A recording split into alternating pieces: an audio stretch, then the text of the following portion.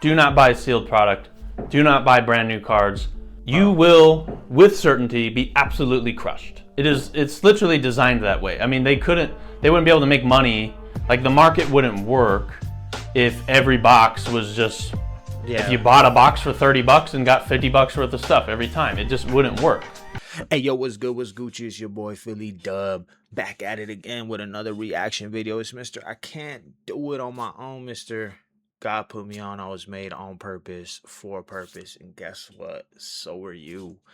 Hey, yo, peep swag. I just want to tell y'all, shout out to everybody that's following me. I got 110 subscribers, man. Shout out to all you guys for real. I want to kind of change up the reaction videos, though. So if you made it this far, make sure that you like, subscribe, hit the notification bell. I think you might like this, maybe. This kind of been blowing up, but I'm starting to get back into trading cards, like sports cards. Haven't really dabbled into the Pokemon or anything like that, but I'm really liking the sports card. I got a homie that's into it, kind of showed me what's up. So I'm like, doing my research. It's been about 3 weeks, so I'm still a newcomer. I bought some cards, but I want y'all. I thought about, why don't you guys just, rock with me on this? Like, I learned something, you learn something. You know what I mean? And we could do it together. So I'm just gonna be I'm gonna be reacting to some videos as far as like what may help me, and if y'all have something that's more like, hey, you should look this route or that route, please tell me.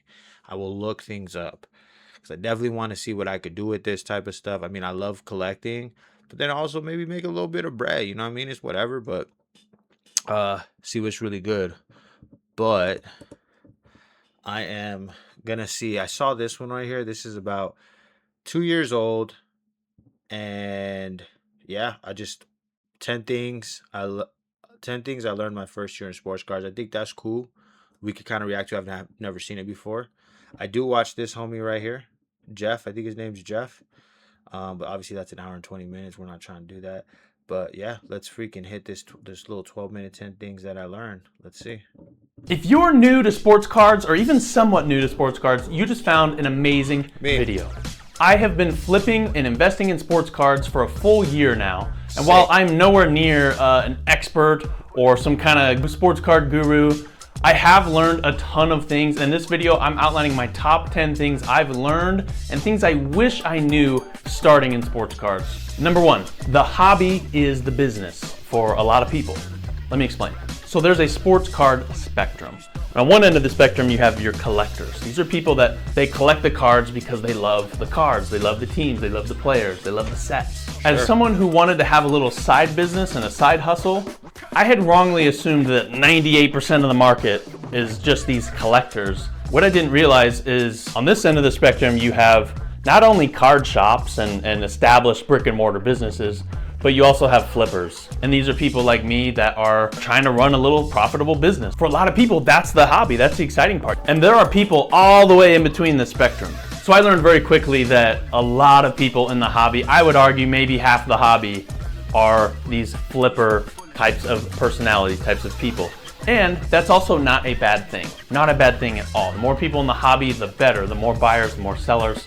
The more buzz, just in general, all good stuff. Okay, number two.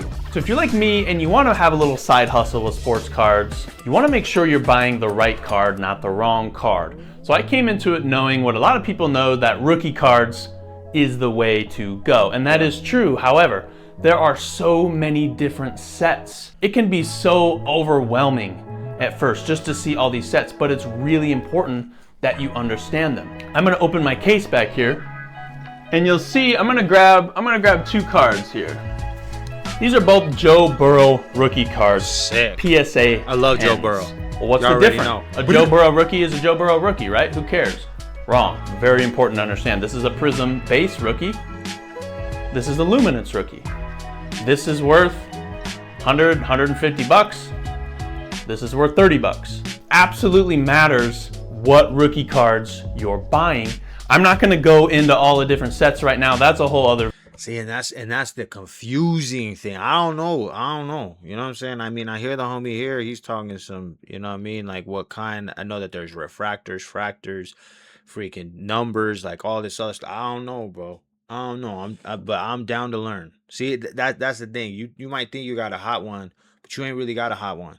Video, and I'm sure other people have done better than I could do in explaining how the different sets work. But if you're new to the hobby and approaching it, you need to understand the different sets. Which ones are valuable, which ones are not. Okay. This whole industry works off of supply and demand, and there are a lot of sets that just have huge amounts of supply but do not have the demand to back it up. Number 3, hype drives value. Now I should clarify, I focus specifically on football and basketball cards, and this principle is probably the most true with these types of cards. I don't know as much about baseball, hockey, soccer, but I used to think that what would cause a card's value to go up is just good performance, and that a good player will retire and go to the Hall of Fame, and they had a good career, and their value will just always just go up and up and up over time. It's not true. In fact, a lot of even Hall of Fame players, cards go down and down and down over time. Why is this? It's all to do with hype, supply, and demand. The players with the most hype brings the most amount of people into the market, particularly this collector batch. Matthew Stafford, pretty good performance. He won a Super Bowl recently. He's always been a solid quarterback. He's a possible Hall of Famer. His card market hasn't really exploded. Whereas look at Anthony Richardson. Anthony Richardson's card market is huge comparative to what he's actually accomplished. He's accomplished very, very little on the field, and yet there's a ton of hype, there's a ton of buzz, there's a ton of excitement. Just that alone is increasing the value because it's bringing more people into the market, whereas a lot of people might not be thinking about Matthew Stafford. And a big part of that is actually wins. If you look at really good players on really bad teams, their card prices are cheap, generally speaking. Cade Cunningham's a good example. Really good player on a horrible team. Whereas you could have other players that have pretty good performance on a really, really good team, and their card value goes crazy. Lamar Jackson's a good example of that. Brock Purdy. Good players, but the wins also translate to the hype. So that brings me to the 4th thing I've learned, which is timing the market. I came into sports cards right away thinking, okay, you buy a card and then immediately you list it for 2 weeks later and you try to make a profit. I guess you could do that and maybe have success with that, but it'd be really, really hard.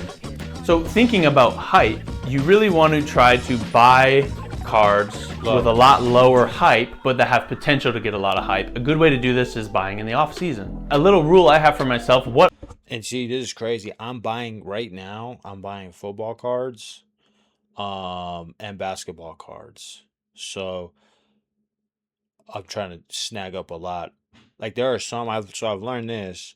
There are some players that will just inevitably be great, like the Kobe's, the Michael Jordans, the Steph Currys, the LeBron James, things like that. Obviously, depending on what type. I don't know the difference between the freaking cards, bro.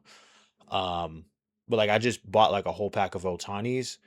They're like dollar cards, but I don't know. Like they might be worth something in the future. Like if Ohtani obviously ends his career, amazing, right? Like which it already is amazing. He has like an amazing career already. I think that, those cards might be worth investing long-term potentially. What I'm buying now is not what I'm going to try to sell in a week or 2 weeks. What I'm buying now is going to be what I sell in 3 months, 6 months, 9 months. You can anticipate hype. It's really hard to buy a card and flip it in 2 weeks and make money, but you can a lot easier buy a card and flip it in 6 months. Maybe you're buying a football card in May or June when no one's thinking about football, and then you're selling it in September when everyone's excited and can't wait for football, and they're so excited football's finally here. I'm buying now what I'm going to sell in 3, 6, 9 months. Thing number 5 I learned might be my favorite one. It's the power of buying and selling in person. I was thinking about this. When I came into the hobby, I already knew eBay was the place to go. While sales were steady but slow, my first sports card show that I went to, I took all my nice slabs with me and I went around to tables, went around to people. In one day at a sports card show, on my first show, I sold what would have taken me 2 months online. Sick. And on top of that, don't have to pay shipping, don't have to pack the cards, don't have to pay eBay fees for selling. And you can also find a lot of good deals. There's tons of people who don't list their cards online. Sick. Or who just want to get out of certain cards. Buying and selling in person is amazing. You should absolutely do it if you're taking this seriously. Point number 6 that I've learned is you have to keep track of your data. I keep track of everything on this spreadsheet. I keep track of everything I buy, every pack of top loaders that I buy, all the bubble mailers, every single card I bought, I keep track of. Every time I sell it, I log the sale, I take out the fees, I make sure everything on my spreadsheet matches what is reality. If I bought a card for $20 online, that's actually gonna come out to $26.43. I'm not gonna put $20 on this card, I'm gonna put $26.43. That's how much it cost me to obtain that card. Okay. Which also means if I'm gonna sell it online, I need to sell it for like 40 bucks to even make a profit, which is another plug for selling in person, which is awesome. But, and I can see how easy it would be for someone coming to this hobby to just get financially destroyed by just not keeping track of this stuff. You have to keep track of your stuff, and doing so has painted me a really clear picture of, okay, what is working, what is not working, what sales did I do well on? Should I maybe look at getting more of that card or more of that player? Which ones did I think I was going to do well on that I did really bad, and I've consistently been doing bad, I need to stay away from? Probably the biggest thing my data has taught me over this last year is also thing number 7 that I learned. What is wax, bro? I don't know what wax is. I know what waxing is, but I don't know what wax is. Wax cards, what is that? And that is, do not buy wax. The boxes are designed for you to lose. And while you can get some good cards, if you're looking at it from a strategy, I really don't recommend it. In fact, I would say a lot of people have probably gotten themselves into some trouble financially from doing this, especially using like credit cards or anything like that. Do not buy sealed product. I bought a lot of it. The only sealed product that I've bought recently is this sealed set of Donruss 2023. And the only reason I did is because you literally get every single card in the set. So you're not gambling on what you're gonna get or not get or what parallels you're gonna get. You just get all the rookies, you get all the set, cut and dry. That's the only kind of thing I would recommend buying if you're buying something new. Now, a really big part of the hobby is graded cards, as you probably know. And grading cards yourself or submitting cards to PSA is a really good way to make money. However, it's also a really good way to get absolutely crushed if you don't know what you're doing. When sending cards to PSA, you have to be very, very careful on what you're sending in. First of all, is that card actually valuable? Are you gonna lose money in a PSA 9? I've submitted lots of cards, and I honestly still do sometimes, where it's a 10 or a bust. Either you make good money on a 10 or you lose 20 bucks on a PSA 9. These are the types of cards that are just really tough to have success with. You can have some success if you're really, really good at telling the condition of a card. If you can be really critical, really look at things carefully with magnifying glass, centering tools, with a light, looking for scratches. If you're really, really good, you can make this play. But if you're just hoping for a 10 and not looking that closely, you're gonna get crushed. I'm gonna do a whole other video about grading later, and I'm sure lots of other people have done awesome videos about grading. But if you're gonna get into grading, don't just dive into it like I did. My first 2 batches to PSA were horrible. I submitted really stupid cards, didn't know what I was doing, didn't get great grades. It was really tough to come back from. But now I've gotten really good at grading, and I'm pretty consistently getting 60-70% of my cards in PSA 10. And the ones that I'm getting 9s are not ones that I'm losing my butt on if it gets a 9. Yeah. Okay, the number 9 thing I've learned is the importance of cash flow. Inevitably, if you're sending cards to get graded, or just in general, when you're dealing in sports cards, you're gonna make bad decisions. You're gonna buy cards that you wish you hadn't have bought. You're gonna buy cards that didn't pan out. You gotta sell those cards. I did that. I know I've only been in it for like 3 weeks, but I literally bought this Downtown Michael Penix card because I saw a video from a year ago, and it was like the Downtown was going for like 1,000 a PSA 10. So then I went on eBay just to check it out, and I saw one for $650, and I was like, whoa, what the heck? And then so I just offered $350 on it. And then I looked at comps, and the last one sold for $280, and I was like, dude, what did I do? And eBay won't allow you to essentially they just once you submit that offer, it's there for 24 hours. You can't resend it or so. And I'm just like, bro, like please just don't look at it. Almost at the 24-hour mark, he ended up processing it, and there you go. Sucks. I see a lot of people who end up leaving the hobby because they make these cards and they sell the good ones, and they hold on to all these other bad cards that they just can't sell because they're stuck on, I just gotta sell it for what I bought it for. I gotta at least break even. And there are cards you're not gonna break even on. There are cards you're gonna lose money on. And you have to start to ask yourself, okay, what makes more sense? Selling this card, if you bought a card for 25 bucks and the price goes down to 10 bucks, do you want to hold that card for 2 years and hope it goes back to 20 bucks? Or should you just sell it for 10 and move on? Take that $10 and move it into something else that could be more profitable for you. Because that $10, that money is parked into that card either way. I've learned that it's important to not hold onto these cards that were flops and didn't do well and just to hope that they go up over time. You could end up holding those cards for years and they still don't go up. So in many cases, it's better to just cut your losses, sell it, get some cash, move that cash into something smarter. Over time, you're gonna do better that way. If you don't, you're gonna end up stuck with a crappy inventory, and then you're gonna see deals and opportunities and you're not gonna have the cash flow to do it because your money's parked in all these crappy cards. You gotta take your L's. That's part of it. The more times you do that, the better and better you'll get. The fewer and fewer L's you'll make, the more W's. Number 10, simply have fun. This is a hobby. This is a hobby for the most people that do it. There are people that do this full time and do very well. I'm not one of those people. I have a full-time job. I have other business ventures and things that I do, but I've thoroughly enjoyed being in sports cards. And if you're new, please take these tips into consideration and just take this last bit of advice that this is meant to be something that's fun. It's not meant to be something that's giving you anxiety or stress or this extra pressure to 100%. succeed. Just have fun, enjoy it.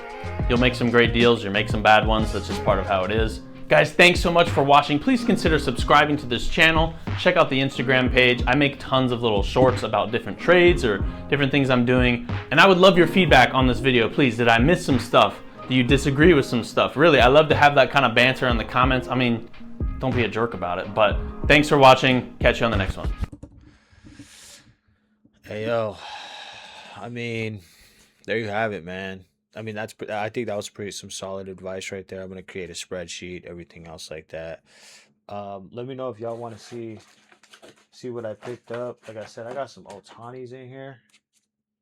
You know what I mean? Got some Ohtanis. I probably had to do like a setup. I even got this Ohtani right here. But yeah, let me know if y'all want to see what I picked up. I think it was for the low. You know, I met this Ohtani plug where I'm at, so we'll see what's up. But if you guys are into the hobby, if you guys are into making, yo, hit me in the comments, bro. Follow my socials. You know what I'm saying? Like, put me on, bro. Put me on. Anyways, I appreciate y'all rocking with me. I hope you enjoyed this video. Please like, subscribe, comment. You know what I mean? If you got anything for me, let me know what's good. I appreciate y'all. Peace.